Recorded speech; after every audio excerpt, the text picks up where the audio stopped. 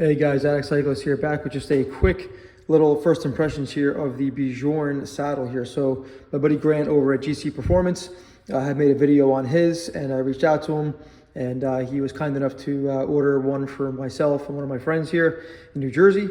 So a little bit of time had elapsed for some international shipping, but here we are. So this is the 143 version. I know Grant had showed the 155. So his was a lot wider in the back. The cutout was a lot larger, but yeah, this thing is it's a scant 137 grams here. And what was interesting to me is that, again, it has a very similar shape as the S-Works Roman Evo, which I've been using but I've not really been getting along with anymore.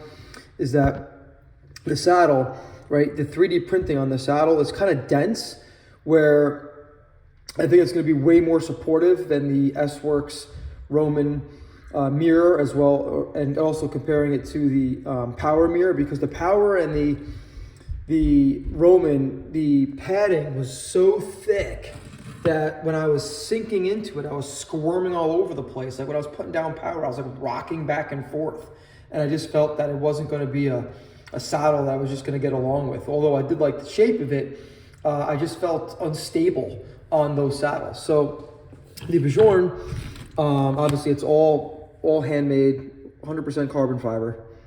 It's pretty cool.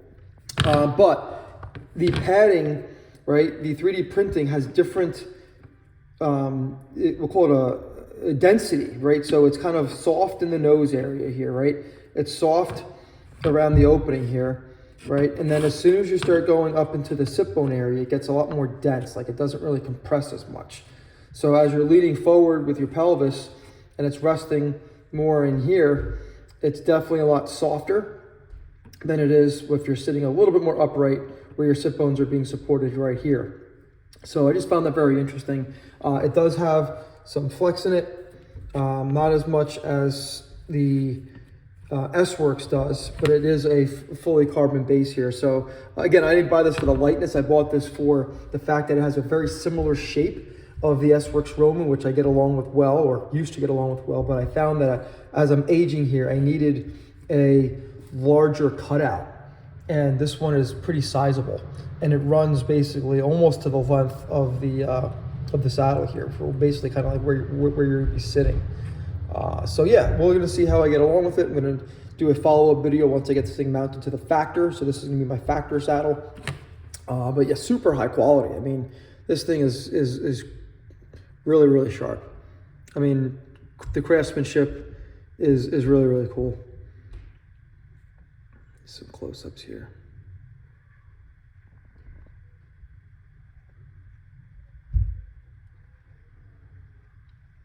Yeah, other than being lightweight, got a nice size cutout and a very similar shape.